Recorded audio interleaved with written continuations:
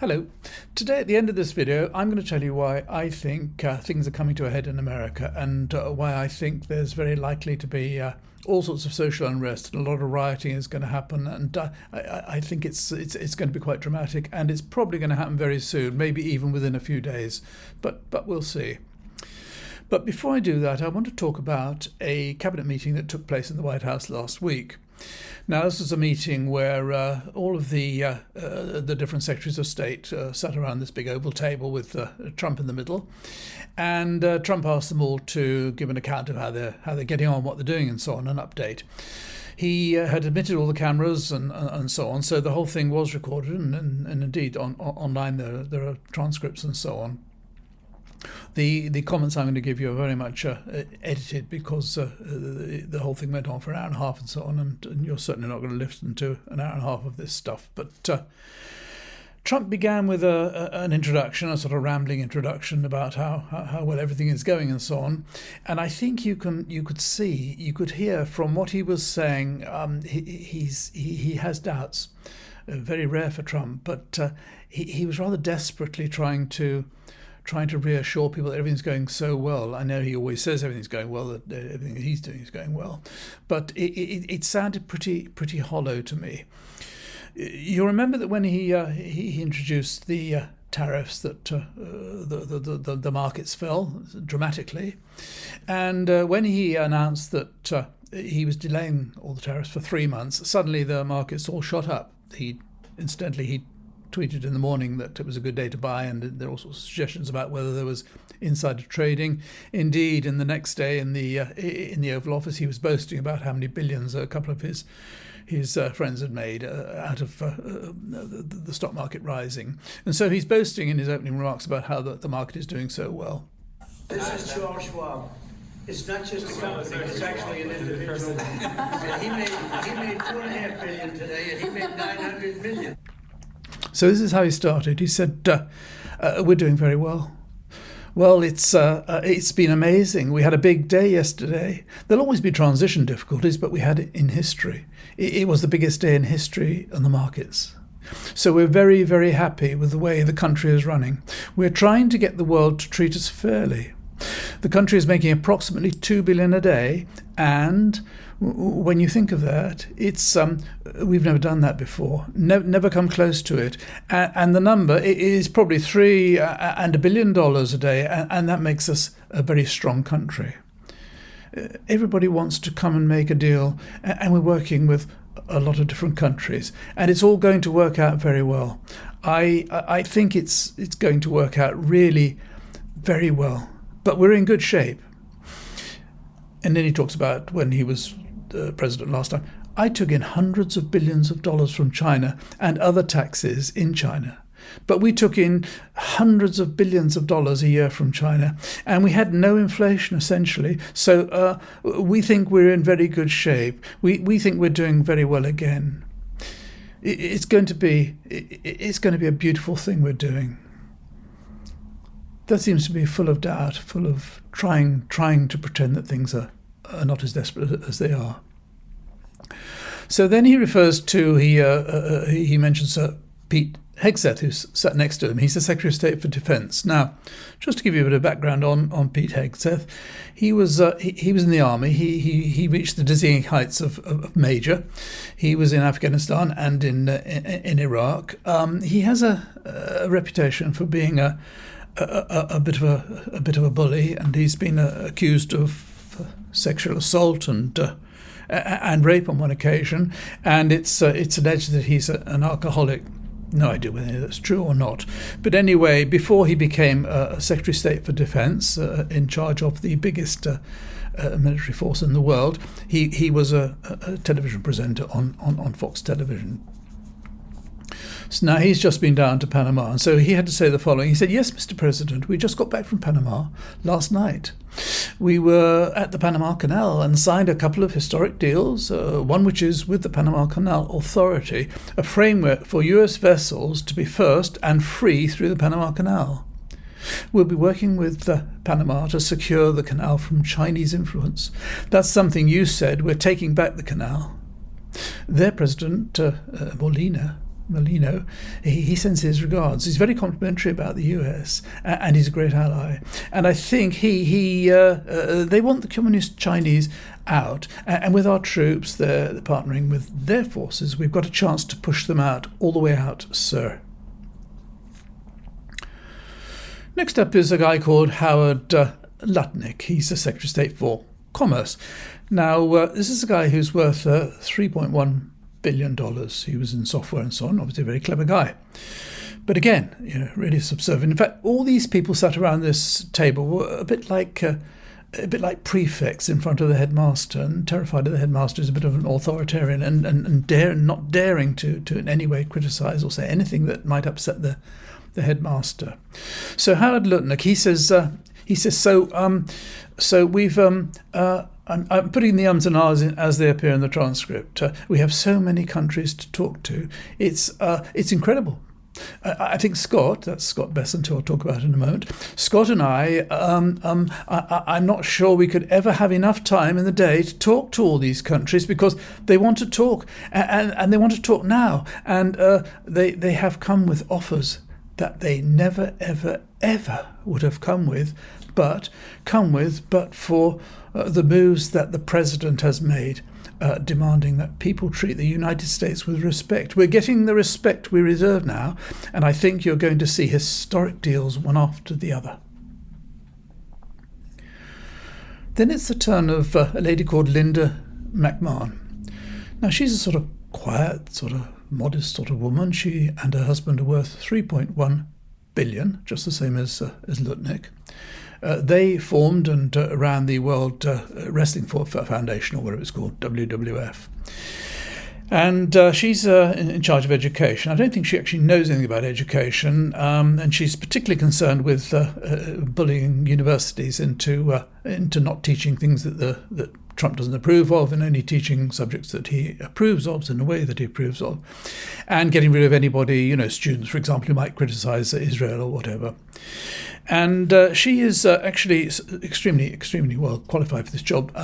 For example, when the subject of AI came up, she, as you'll see in this clip, she didn't quite understand what AI is and what it stands for, and she thinks it's called A1.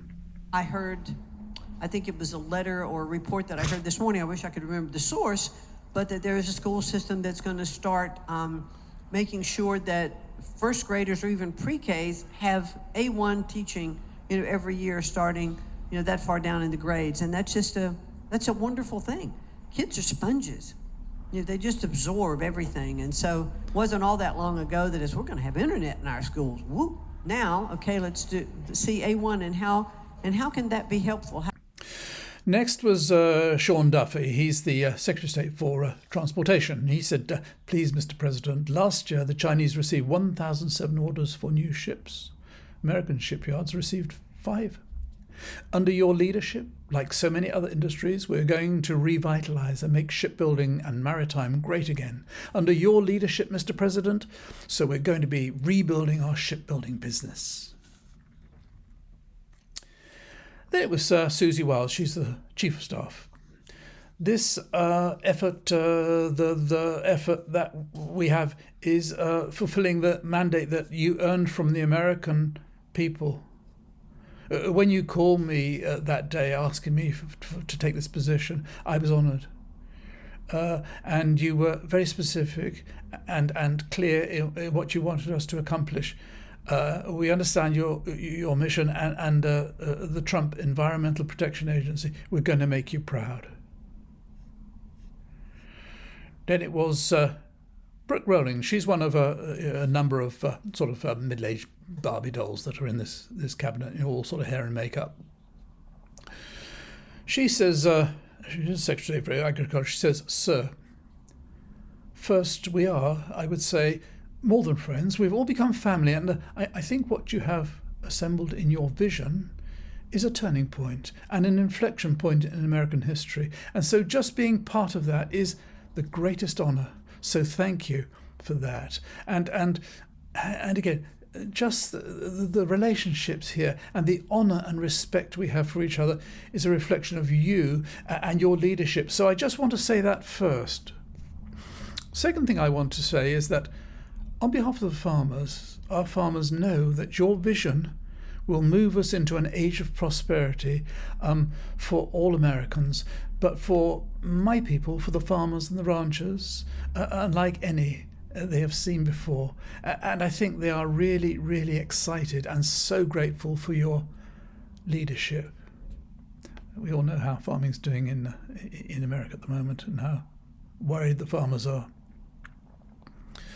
So then it was Scott Bessent. He's the Secretary of State for Treasury.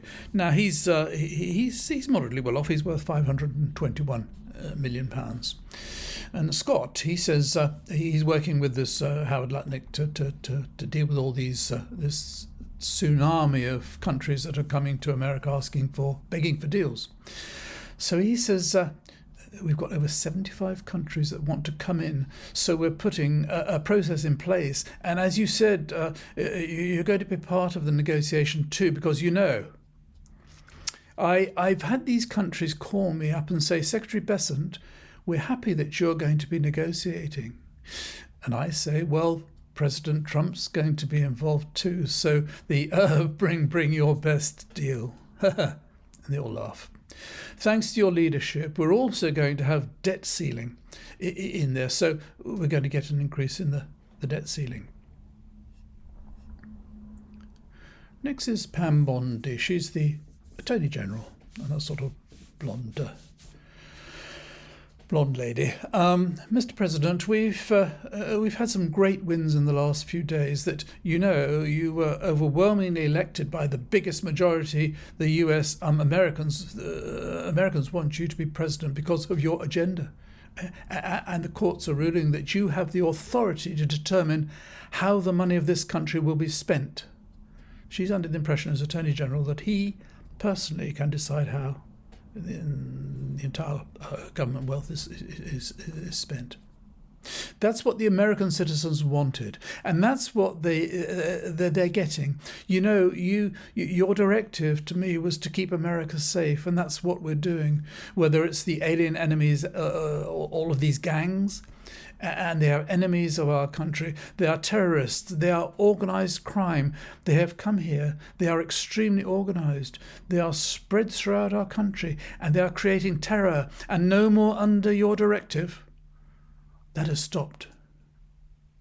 Yesterday in South Florida, we charged 11 defendants with, get this, $500 million of pure cocaine coming into our country to kill our kids. And they were caught, and they will be prosecuted to the full extent of the law. These gang members are going back to where they came from. They're going to an El Salvador prison at your directive. And you also gave us a directive to prosecute people who are going after Tesla to the fullest extent of the law. Some of the greatest police work I've seen. We made 4 arrests. There will be no negotiation. At your directive, they're all looking at 20 years in prison. And when, within the next 24 hours, you're going to be seeing another huge arrest on a Tesla dealership, Mr. President, and that person will be looking at least 20 years in prison with no negotiations. So you can storm the Capitol, you can assault and injure police and so on, and that's all scot-free. But you put some graffiti on a Tesla, you're going away for 20 years. Then we had Lori Chavez de Rema. She's the Secretary of State for Labour. And she said the following. She said, since 2020, over $400 million of payments have gone out already. And when you hear these numbers, apparently in the United States, we have over almost 25,000 people who are over 115 years old, who are collecting $59 million that we have sent out to people.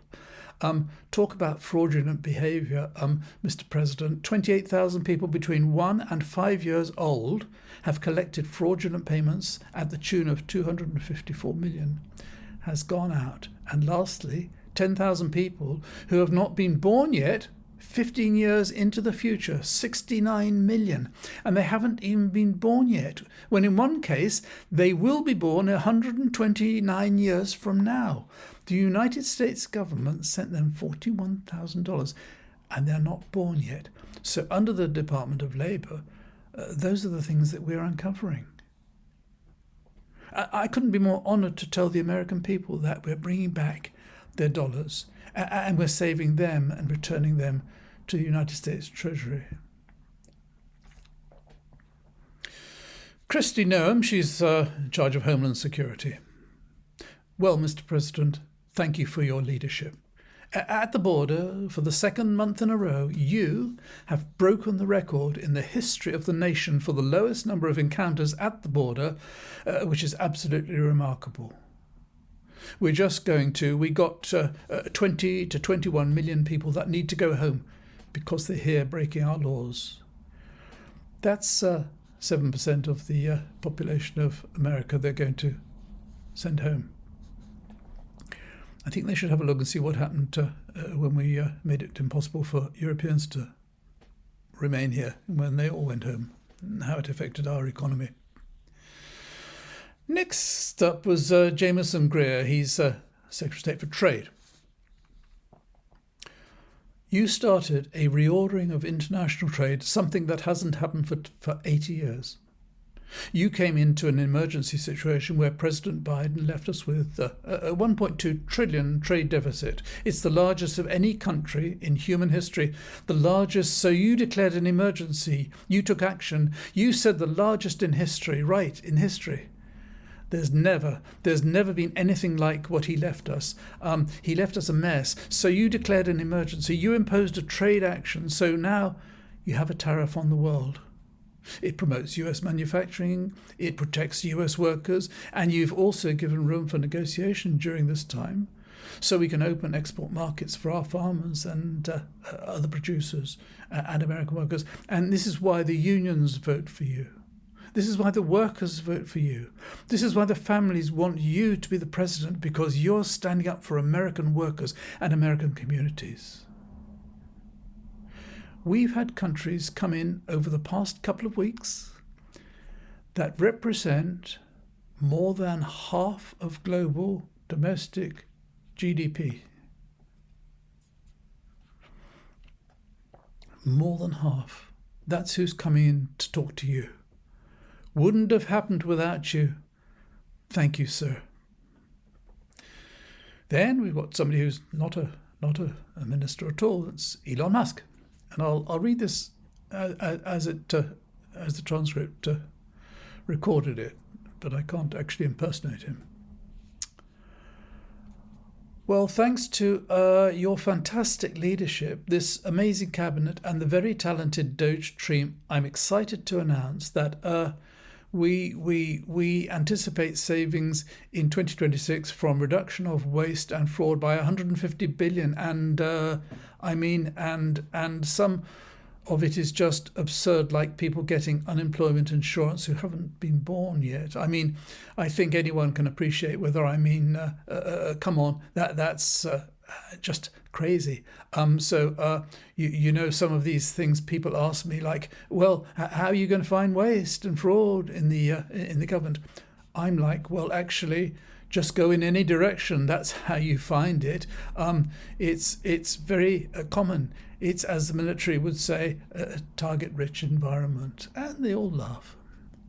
So I think we're doing a lot of good in excellent collaboration with Cabinet to achieve these savings. And it'll actually result in better services for the American people. And that's we're going to be spending their tax dollar in a way that is sensible and fair and good.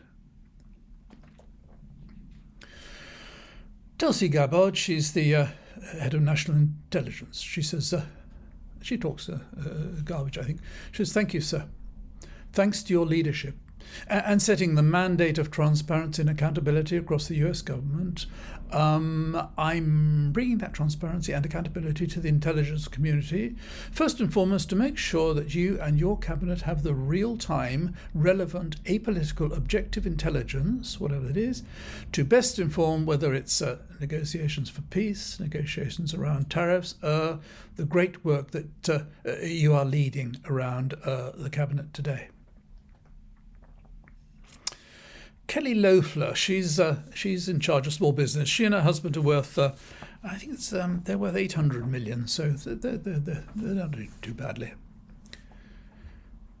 Mr. President, on behalf of America's manufacturers, I want to thank you for standing up to the Chinese Communist Party and fighting for Main Street, for our workers and for those that make things in America.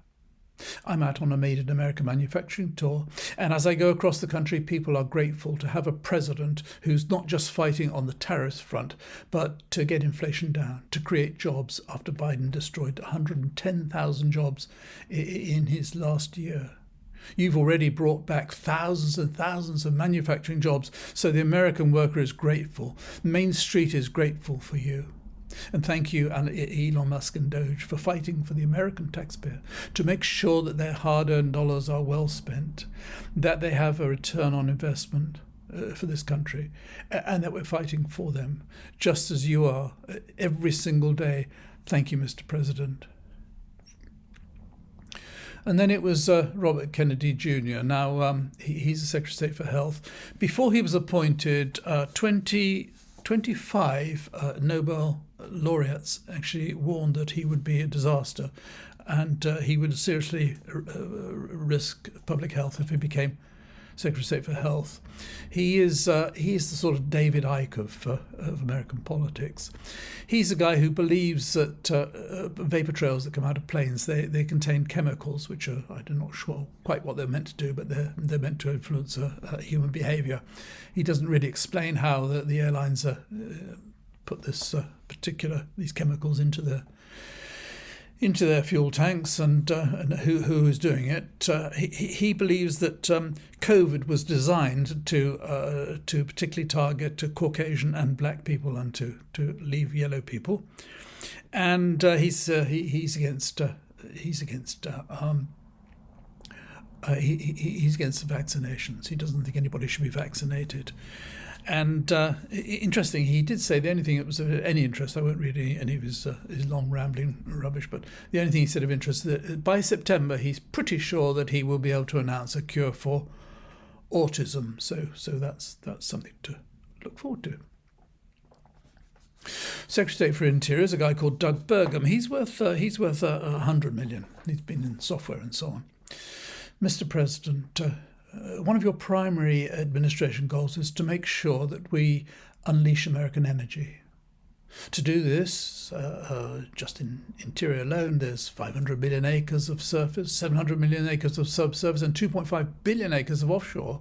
And the Biden administration was trying to restrict this so that you couldn't develop oil and gas minerals, and you couldn't develop the critical minerals we need for our technology and for our defense industries, and to be able to help us win the AI arms race against China. So we're opening up this, and with your executive order and your work, we've on Tuesday, a historic day, you ended the war on beautiful clean coal, which has been going on since Obama took office. We have an opportunity under your leadership to come back. The Gulf of America is now open for business again, and there's as much as 7 billion barrels of oil accessible. And of course, in Alaska, you've opened up Alaska. Those are all open for business again.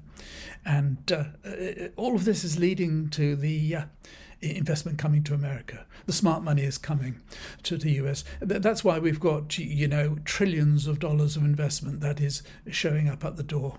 So again, thank you, Mr. President, for your leadership, and thank you for everything you're doing. Last was Marco Rubio. Now, if you remember, Marco Rubio stood in the primaries against Trump, and he had lots of really, really bad things to say about Trump. There's lots of recordings of him being really, really, really rude about Trump. But now he's Secretary of State, and so, of course, he's sold his soul to to the devil. He said the following. He said, well, Mr. President, one of the most important things I believe you'll achieve in your presidency is reordering the world in a proper way.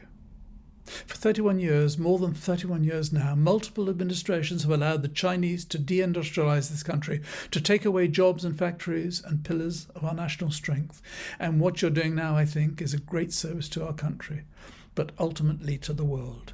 And I want to congratulate you on your and your team that's working on that, because it has extraordinary geopolitical implications, as you see from all these other countries that are now coming here and wanting to join something that actually makes just, it's crazy to allow these. I mean, basically, we've lived in a world where Chinese companies can do whatever they want in America, but our companies cannot do anything over there unless they allow it. He says, one last point I want to make, Mr. President, again, it's under your leadership. It's actually under your executive order. If you come to this country as a student, we expect you to go to class and study and get a degree. If you come here to vandalize a library or take over a campus and do all kinds of crazy things, we're going to get rid of these people. And we're going to continue to do it. So when we identify lunatics like these, we take away their student visas. A student visa is like me inviting you into my home. If you come into my home and you put all kinds of crap on my couch, I'm going to kick you out of my house. And so that's what we're doing with our country, thanks to the president. So that was it. Two people were not there who might have been. One was J.D. Vance. I think he was busy presenting a trophy somewhere or other.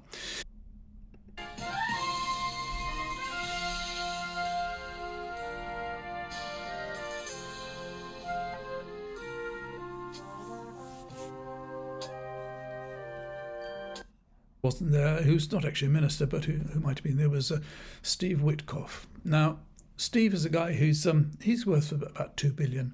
He's a New York property developer. So I'm sure he knows a lot about property in New York. And he's also a golfing partner of the president, so they're great mates. Now, he, without any qualifications whatsoever, has been the person to represent the United States of America in negotiations with Putin about ending the Ukraine war.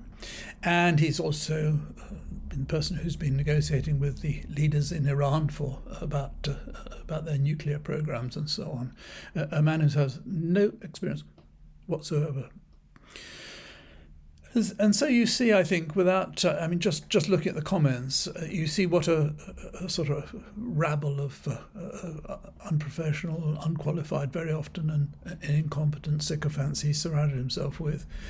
And how he can do whatever he likes, because not one of these people that I've just quoted, not one of them is ever going to challenge him about anything. They wouldn't dare, because he would just sack them right away.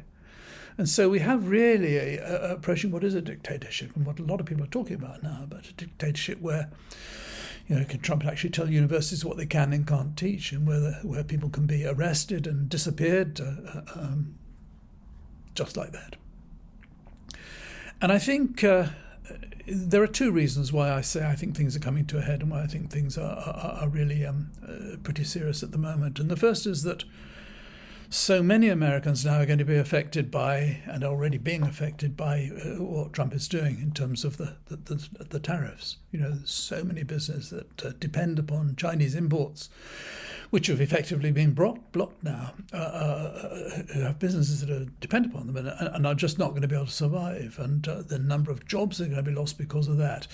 And when you look at all the small businesses that are going to be affected, and you look at all the shortages that are going to be, and you can look at how the economy is just going to it's just going to contract. It's just bound to, and people will get very upset about being poor. Or people are going to lose their houses. They won't be able to pay their debts. They're going to go bankrupt. And we know about how serious it is if you get ill in America and you haven't got any money.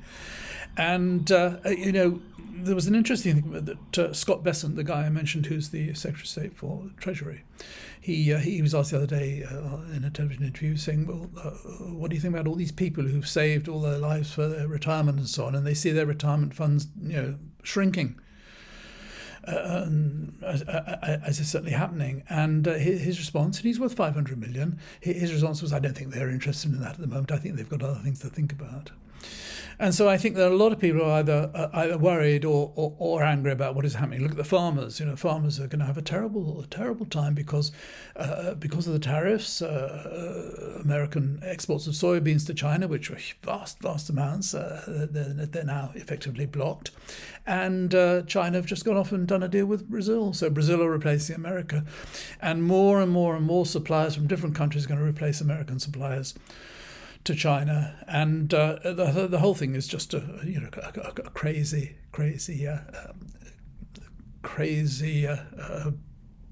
idea of some sort of megalomaniac Trump.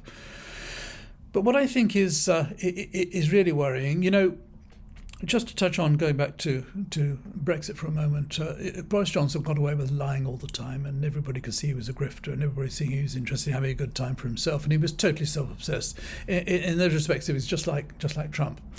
And Johnson got away with it. He kept getting away with it, and for ages and ages. And the thing that finally brought him down was the parties, because people saw that whilst they were all forced to stay home during the pandemic, and they couldn't visit people who were ill relatives, they couldn't go to funerals and all the rest of it. And then they saw that Johnson was having parties in Downing Street, and they were all having a good time and ignoring the instructions he was giving to the nation. And people felt that was unfair. And I think that's one thing that people can't stand. When you think that somehow or other politicians are cheating you, they can get away with as much money as they like, and they get away with being incompetent and so on. But when you feel you've been cheated, I think people really, really object to that. And I think what's happened this last week or two is this business with this guy, Kumar Diego Garcia. This is a guy, I'm sure you know the story, but he's been in America for 11 years. He's married. He's got a child who's disabled. And he came to America as escaping from El Salvador. He was under threat from some gangs. I think his family had been under threat. Anyway, he's allowed to stay. And a couple of weeks ago, he was just picked up by this ICE, picked him up, and he disappeared. And the reason they picked him up was partly because he's got some tattoos, and partly because a policeman who has subsequently been totally discredited said that he believed he was a member of a gang called IS-13, a particularly violent Salvadorian gang. Anyway, he disappeared, and it turned up that he'd been sent to El Salvador, to a prison, a huge prison there that houses 110,000, mostly gang members. It's a really, really horrible place. And it's a prison where once you're admitted, once you're sent there, you go into a building that you will never leave alive. You will spend the rest of your life in that one big building, in big cages with sort of 80 other prisoners, all these tattooed, violent people. And you have no communication with the outside world at all. No friends, no visitors, no letters, no nothing, no phone calls. So this guy had been sent off to this prison, and people started complaining about it. Social media was absolutely abuzz with what's happened to this guy and why was he sent away. And the government admitted that it was a mistake, and but they said they couldn't do anything about it. And so there were various court challenges, and eventually arrived in the Supreme Court. And the Supreme Court, and several of whom were appointed by Trump, they voted 9-0 that he should be returned at once. And Trump, sitting next to the president of El Salvador in the White House, said there was nothing you could do about it. It was beyond his control. It was now in the matter of the Salvadorian government.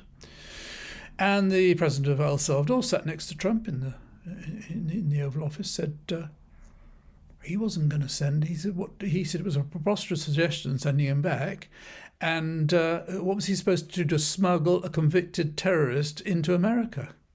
Well, the guy's never been judged. He never broken the law. And so this guy is now in El Salvador. His senator has been to see him, and he's okay, because for a long time people thought he might be dead.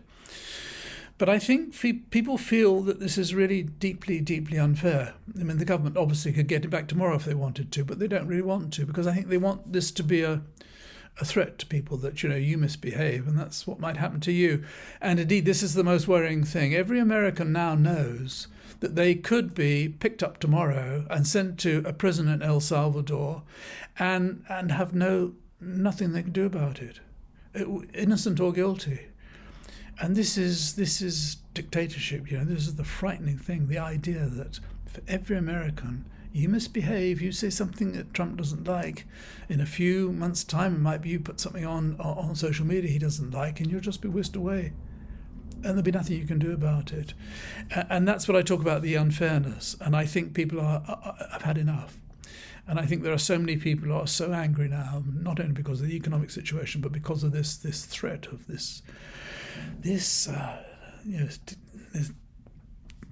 dictator that we have in the White House. And I don't think they're going to put up with it.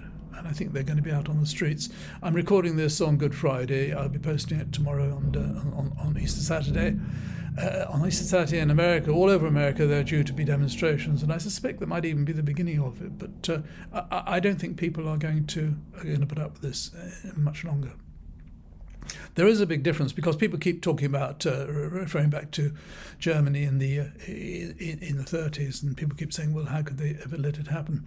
There is a big difference here, and that is social media, because now the amount of activity on social media grumbling about Trump and his government and about what's happening with this poor Garcia fellow is remarkable.